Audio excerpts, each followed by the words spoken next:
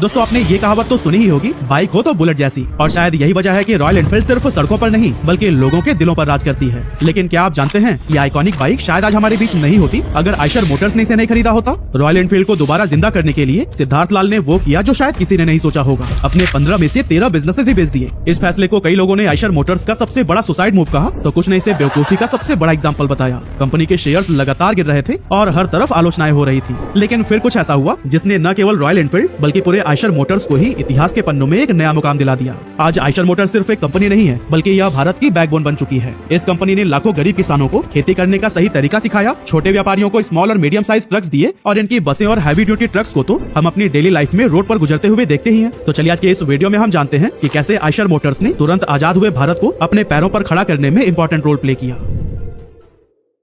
तो दोस्तों इस कहानी की शुरुआत होती है उस समय से जब हमारा भारत 200 साल की गुलामी से आजाद हुआ था। उस टाइम हमारी इकोनॉमी पूरी तरह से एग्रीकल्चर पर डिपेंडेंट थी। किसान पुराने मैनुअल तरीकों से खेती करते थे क्योंकि इंडिया में उस टाइम पर एग्रीकल्चरल मशीनरीज की भारी कमी थी, जिससे कि उनका काम बहुत टफ हो जाता था और प्रोडक्शन भी काफी लिमिटेड ही रह जाती थी। अब इसी प्रॉब्लम को ही सॉल्व करने के लिए एक इंडियन बिजनेसमैन मनमोहन लाल ने 1948 में गुड अर्थ नाम की कंपनी शुरू की, जिसका काम जर्मनी और अमेरिका से ट्रैक्टर्स को इम्पोर्ट करके उन्हें अपने देश में बेचना था ताकि खेती में लगने वाली मेहनत को कम किया जा सके। वैसे तो ये आइडिया काफी सॉलिड था और एग्रीकल्चरल कंट्री होने की वजह से बहुत जरूरी भी, लेकिन प्रॉब्लम ये थी कि इंडिया उस टाइम अपनी इकोनॉमी को स्टेबलाइज करने की कोशिश कर रहा था। फार्मर्स की इनकम इतनी लो थी कि महंगे इंपोर्टेड ट्रैक्टर्स खरीदना उनके लिए इम्पॉसिबल था। इसी वजह से 1952 से 1957 के बीच गुड अर्थ कंपनी सिर्फ 1500 ट्रैक्टर्स ही सेल कर पाई। अब सोचने वाली बात यह है कि 4 साल में सिर्फ 1500 ट्रैक्टर्स, अब आज के हिसाब से ये नंबर काफी कम लगता है ना, बट उस टाइम के चैलेंजेस को देखते हुए ये भी एक बड़ा माइलस्टोन था। लेकिन दोस्तों हम तो आयशर कंपनी की बात कर रहे हैं ना, तो फिर वो कहाँ है? असल में हमें टाइम में थोड़ा पीछे चलना पड़ेगा, क्योंकि भले ही आयशर मोटर्स आज एक इंडियन कंपनी के तौर पर जानी जाती है, लेकिन इसकी शुरुआत जर्मनी में रहने वाले 2 गरीब भाइयों ने की थी, जोसेफ आयशर और अल्बर्ट आयशर। अब आप लोग स्टोरी में कंफ्यूज मत होइएगा, क्योंकि आगे चलते चलते सब कुछ कनेक्ट होने वाला है। असल में 1930s में जर्मनी के एक छोटे से गांव फॉरेस्टर में रहने वाले 2 भाई बचपन से ही अपने पापा को एक लोहार का काम करते हुए देख रहे थे। खास करके वो खेती के औजारों को बनाने और रिपेयर करने का काम करते थे। अब जोसेफ और अल्बर्ट का जो गाँव था ना, वहाँ की मिट्टी काफी उपजाऊ थी, इसी वजह से वहाँ के ज्यादातर लोग एग्रीकल्चर पर ही डिपेंडेंट थे। लेकिन जो प्रॉब्लम इंडिया आजादी के बाद फेस कर रहा था, वही सेम प्रॉब्लम जर्मनी में लोग 20 साल पहले ही फेस कर रहे थे। मतलब कि उस समय ट्रेडिशनल मेथड्स जैसे बैल और घोड़ों का इस्तेमाल करके ही खेतों की जुताई की जाती थी। ऐसे में जब आयशर ब्रदर्स ने किसानों को दिन रात खेतों में खून पसीना बहाते हुए देखा, तो उन्हें ख्याल आया कि अगर खेती में हल चलाने और बाकी कामों के लिए कोई ऐसी मशीन बनाई जाए जो बैल या घोड़ों से ज्यादा तेज और ताकतवर हो, तो ये किसानों की जिंदगी बदल सकती है। और फिर अपने इसी सोच को लेकर उन्होंने पुराने टूल्स और मशीनरीज के साथ में एक्सपेरिमेंट करना शुरू कर दिया। और फिर इस तरह से 1936 में दोनों भाइयों ने एक ऐसा ट्रैक्टर मार्केट में उतारा जो कि छोटे किसानों के लिए काफी किफायती था, क्योंकि ये न सिर्फ कम फ्यूल में चलता था बल्कि इसे ड्राइव करना भी काफी आसान था। अब वैसे तो इसके बाद भी बहुत सारे इवेंट्स हुए, लेकिन आप बस यह जान लीजिए कि 1936 में शुरू हुई इस कंपनी ने बहुत जल्द जर्मनी से निकलकर ग्लोबल मार्केट में भी अपनी पहचान बना ली। अब एक तरफ तो आयशर के ट्रैक्टर्स तेजी से दुनिया में अपना मार्केट शेयर बढ़ाते जा रहे थे, वहीं दूसरी तरफ इंडिया को एक सस्ते और एफिशिएंट ट्रैक्टर की तलाश थी जो कि हमारे बजट में फिट हो सके। और फिर इसी दौरान आयशर ब्रदर्स ने इंडियन मार्केट में एंटर करने का सोचा। लेकिन प्रॉब्लम यह थी कि उस टाइम सरकार ने बहुत ही सख्त इंडस्ट्रियल पॉलिसीज बना रखी थी, जिसके तहत कोई भी फॉरेन कंपनी सिर्फ तभी इंडियन मार्केट में कदम रख सकती थी जब वो किसी इंडियन कंपनी के साथ में पार्टनरशिप करे। यही वजह थी कि आयशर ब्रदर्स भी एक ऐसी इंडियन कंपनी की तलाश कर रही थी जिसे इस सेक्टर का एक्सपीरियंस हो और जो इंडियन मार्केट और कस्टमर बिहेवियर को अच्छी तरह से समझती हो। और फिर आखिरकार उनकी ये तलाश गुड अर्थ कंपनी पर जाकर रुकी। साल 1958 में आयशर और गुड अर्थ कंपनी ने मिलकर Eicher tractor corporation of India limited नाम से एक ज्वाइंट वेंचर की शुरुआत की। एक्चुअली यह पार्टनरशिप इसलिए किया गया था ताकि भारत में पहली बार ट्रैक्टर का प्रोडक्शन शुरू किया जा सके। यानी कि अब गुड अर्थ कंपनी का काम सिर्फ ट्रैक्टर्स को इम्पोर्ट करना नहीं था, बल्कि उन्हें भारत में मैन्युफैक्चर करना भी था। इसके लिए फरीदाबाद में एक बड़ी फैक्ट्री स्टैब्लिश की गई, जो कि जल्द ही भारत के पहले ट्रैक्टर मैन्युफैक्चरर के तौर पर पहचानी जाने लगी। और फिर वो ऐतिहासिक पल आया साल 1959 में, जब फरीदाबाद की उसी फैक्ट्री से भारत का पहला स्वदेशी ट्रैक्टर लॉन्च किया गया, जिसका नाम था स्वराज। पहली बार भारतीय किसानों को एक ऐसा ट्रैक्टर मिला जो अफोर्डेबल, रिलायबल और उनकी जरूरतों के हिसाब से डिजाइन किया गया था। और फिर इसकी डिमांड इतनी तेजी से बढ़ी कि ये ट्रैक्टर पूरे भारत में पॉपुलर हो गए।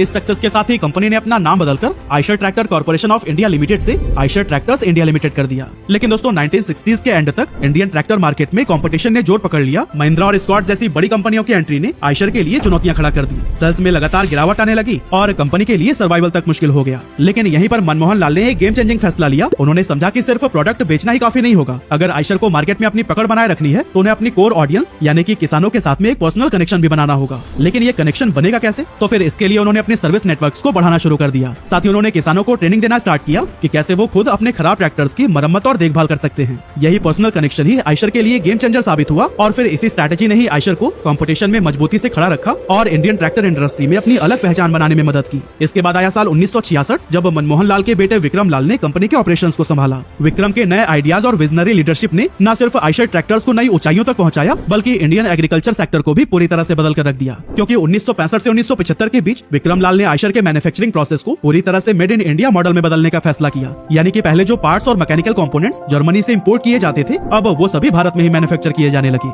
इससे प्रोडक्शन कॉस्ट काफी कम हो गई और पहले जहाँ ट्रैक्टर्स महंगे हुआ करते थे, अब वो सस्ते दामों पर मिलने लगे थे, जिसके चलते अब छोटे किसान भी इन्हें आसानी से खरीद सकते थे। इस बदलाव का फायदा ये हुआ कि खेती में मैकेनाइजेशन यानी मशीनीकरण का दौर शुरू होने लगा। किसानों की प्रोडक्टिविटी बढ़ गई, जिससे इंडियन एग्रीकल्चर सेक्टर में बहुत बड़ा बदलाव देखने को मिला। इसके बाद आया 1980s का टाइम, जब आयशर ट्रैक्टर्स ने वो कर दिखाया जो उस समय की भारत की बड़ी बड़ी कंपनीज के लिए सोचना भी मुश्किल था। असल में आयशर ट्रैक्टर्स ने अपनी ही पेरेंट कंपनी आयशर ट्रैक्टरों का टेक ओवर कर लिया। मतलब कि जिस कंपनी को दो जर्मन भाइयों ने शुरू की थी, वो अब इंडिया का हो चुका था। लेकिन ये सब हुआ कैसे, इसके पीछे भी बड़ी इंटरेस्टिंग स्टोरी है। असल में उस समय आयशर ट्रैक्टर्स इंडिया का एनुअल टर्नओवर लगभग 80 करोड़ रुपए था और ये इंडिया का एक जाना माना ब्रांड बन चुका था। लेकिन दूसरी तरफ इसकी पेरेंट कंपनी आयशर ट्रैक्टरों इकोनॉमिक स्लोडाउन से जूझ रही थी और कंपनी सीरियस फाइनेंशियल प्रॉब्लम्स का सामना कर रही थी। हालात इतनी खराब हो गई थी कि इस कंपनी पर कभी भी ताला लग सकता था। लेकिन दोस्तों, जब विक्रम लाल तक इसकी खबर पहुंची तो उन्होंने ठान लिया कि वो इस कंपनी को ऐसे बंद नहीं होने दे सकते। इसीलिए उन्होंने फॉरेन बैंक से कुछ लोन लिया और आयशर ट्रैक्टरों का टेक ओवर कर लिया। अब वैसे तो आयशर का ट्रैक्टर बिजनेस काफी सही चल रहा था और धीरे धीरे इसके मार्केट शेयर में इजाफा ही हो रहा था। लेकिन विक्रम लाल ने महसूस किया कि अगर उन्हें इस बिजनेस वर्ल्ड में कुछ बड़ा करना है तो सिर्फ ट्रैक्टर पर डिपेंडेंट रहना काफी नहीं होगा, बल्कि उन्हें मार्केट में और भी अपॉर्चुनिटीज की तलाश करनी होगी। इसीलिए उन्होंने ट्रक्स और बसेस का भी प्रोडक्शन शुरू करने का फैसला लिया। हालांकि उनका ये डिसीजन बहुत ही जोखिम भरा था, क्योंकि इस सेक्टर में पहले से ही कई बड़े प्लेयर्स जैसे टाटा और अशोक लीलैंड मौजूद थे, जिनसे कंपनी को भारी टक्कर मिलने वाली थी। लेकिन इन्हीं से ही मुकाबला करने के लिए आयशर ने जापान की पॉपुलर ऑटोमोबाइल मैन्युफैक्चरर मित्सुबिशी के साथ में 1982 में एक ज्वाइंट वेंचर की शुरुआत की, ताकि वो इंडियन मार्केट में लाइट कमर्शियल व्हीकल्स का प्रोडक्शन कर सके। 1982 में शुरू हुई इस ज्वाइंट वेंचर में मित्सुबिशी ने एडवांस जापानीज टेक्नोलॉजी और डिजाइन एक्सपर्टाइज दी, जबकि आयशर ने इंडियन मार्केट की गहरी समझ और अपनी मैन्युफैक्चरिंग कैपेबिलिटीज का इस्तेमाल किया। उस समय के स्मॉल और मीडियम साइज बिजनेसेस में फ्यूल एफिशिएंट और अफोर्डेबल ट्रक्स की डिमांड तेजी से बढ़ रही थी और फिर इन्हीं को ही टारगेट करते हुए कंपनी ने अपना पहला एलसीवी लॉन्च किया, जिसका नाम था आयशर मित्सुबिशी कैंटर। ये light commercial vehicles medium size businesses के लिए एक परफेक्ट सोल्यूशन साबित हुआ। लेकिन जैसा कि हमने आपको बताया, इस सेक्टर में पहले से ही स्ट्रॉन्ग कंपटीशन था, जिसे टैकल करने के लिए आयशर को बहुत सारे फंड्स की जरूरत थी। इसलिए 1987 में आयशर ट्रैक्टर्स ने इंडियन स्टॉक मार्केट में अपना आईपीओ लॉन्च कर दिया और फिर स्टॉक मार्केट से जुटाए गए फंड से कंपनी ने इंडियन मार्केट के अकॉर्डिंग अपने ट्रक और बसेस में कई तरह के इनोवेशंस करने शुरू कर दिए। और इसका असर ये हुआ कि धीरे धीरे इनके लाइट कमर्शियल व्हीकल्स ने मार्केट में अपनी जगह बनानी शुरू कर दी, लेकिन सिर्फ कुछ ही सालों तक, क्योंकि 1991 में लिबरलाइजेशन के आने के बाद कंपनी के लिए चैलेंजेस बहुत ही ज्यादा बढ़ने लगे। एक्चुअली इस रिफॉर्म के बाद से इंडियन मार्केट फॉरेन कंपनीज के लिए पूरी तरह से ओपन हो गई और उन पर लगने वाले रेस्ट्रिक्शंस को भी हटा दिया गया था। इस वजह से बड़ी संख्या में फॉरेन कंपनीज इंडियन मार्केट में एंटर करने लगी और आयशर को टफ कंपटीशन का सामना करना पड़ा। और दोस्तों, कंपनी अभी इन सभी प्रॉब्लम से जूझ ही रही थी कि तभी कुछ ऐसा हुआ कि मित्सुबिशी से इनकी पार्टनरशिप हमेशा के लिए टूट गई। असल में दोनों कंपनियों के बीच में इंटरनल डिस्प्यूट हो गए थे। आयशर का मानना था कि वह इंडियन कस्टमर्स की जरूरतों को बेहतर तरीके से समझता है, इसीलिए उसे लोकल मार्केट के हिसाब से प्रोडक्ट्स को डिजाइन करने की फ्रीडम दी जानी चाहिए। लेकिन दूसरी तरफ मित्सुबिशी अपने टेक्नोलॉजी और डिजाइन पर पूरा कंट्रोल बनाए रखना चाहती थी। यह टकराव धीरे धीरे इतना बढ़ गया कि 1994 में दोनों कंपनियों ने म्यूचुअल अंडरस्टैंडिंग के साथ अपनी पार्टनरशिप को खत्म कर दिया। इस अलगाव से आयशर को एक बड़ा झटका तो लगा ही था, लेकिन अच्छी बात यह हुई थी कि इस कोलैबोरेशन की वजह से आयशर एडवांस जापानीज टेक्नोलॉजी को बहुत गहराई से समझ चुका था। ऐसे में पार्टनरशिप टूटने के बाद भी आयशर एलसीवी सेगमेंट में पूरी तरह से इंडिपेंडेंट होकर काम करने लगा। लेकिन इसी टाइम पीरियड में ही कंपनी ने एक ऐसा स्टेप लिया जो कि इसकी जर्नी में सबसे बड़ा गेम चेंजर साबित हुआ, और वो था रॉयल एनफील्ड का एक्विजिशन। पहले तो आयशर मोटर्स ने इनफील्ड इंडिया के 26% स्टेक खरीदे, लेकिन फिर 1993 में उन्होंने अपनी इक्विटी बढ़ाकर 60% कर दी। इसके बाद से इनफील्ड इंडिया का नाम बदलकर रॉयल एनफील्ड मोटर्स लिमिटेड कर दिया गया। जी हाँ, वही रॉयल एनफील्ड जो आज इंडियन सड़कों की शान बन चुकी है। लेकिन कमाल की बात तो यह है कि जिस समय आयशर ने इसे खरीदा था, उस समय कंपनी भारी लॉस में डूबी हुई थी। ऐसे में सवाल उठता है कि आखिर आयशर ने इस घाटे में चल रहा ब्रांड को खरीदा ही क्यों? असल में रॉयल एनफील्ड का इतिहास ही कुछ ऐसा था ना कि लोग इसे दिल से पसंद करते थे। यह वही कंपनी थी जिसकी बाइक्स वर्ल्ड वॉर 1 और 2 के टाइम पर ब्रिटिश सैनिकों की फेवरेट हुआ करती थी। भारत में भी 1954 में इंडियन गवर्नमेंट ने इनफील्ड इंडिया को 800 बाइक्स का ऑर्डर दिया था, जिसकी वजह से जल्द ही ये बाइक इंडियन पुलिस और सेना की पहली पसंद बन गई और इसे अब इंडिया के लोग पावर सिंबल के रूप में देखने लगे। लेकिन धीरे धीरे जब रेट्रो बाइक्स का ट्रेंड खत्म हुआ तो ये कंपनी बहुत बड़े लॉस में चली गई। पर दोस्तों, तब भी आयशर मोटर्स को लग रहा था कि वह इस ब्रांड को दोबारा प्रॉफिटेबल बना सकते हैं, इसीलिए उन्होंने इस डील को फाइनल कर लिया। लेकिन दोस्तों, काफी कोशिशों के बाद भी वो इस कंपनी को प्रॉफिटेबल नहीं बना सके और ये आयशर मोटर्स के लिए गले की हड्डी बन गई। धीरे धीरे इनकी बाइक्स की सेल्स ड्रॉप होने लगी, क्योंकि जहां इनकी कैपेसिटी हर महीने 6000 बाइक्स बनाने की थी, वो सिर्फ 2000 ही बेच पा रहे थे और ऊपर से बाइक्स में बहुत सारे इश्यूज भी आ रहे थे जो कि आयशर के रेपुटेशन को इम्पैक्ट कर रहे थे। ऐसे में साल 2000 में कंपनी के चेयरमैन विक्रम लाल और सीनियर एग्जीक्यूटिव्स ने मिलकर फैसला किया कि अब उन्हें रॉयल एनफील्ड को बंद कर देना चाहिए। लेकिन उसी टाइम पर विक्रम लाल के बेटे सिद्धार्थ लाल, जिन्होंने 1 साल पहले ही कंपनी को ज्वाइन किया था, वो आगे आए और अपने पिता से 2 साल का समय मांगा कि वो इस लिमिटेड टाइम पीरियड में कंपनी को प्रॉफिटेबल बना के रहेंगे। इस तरह से रॉयल एनफील्ड की जिम्मेदारी सिद्धार्थ के हाथों में आ गई।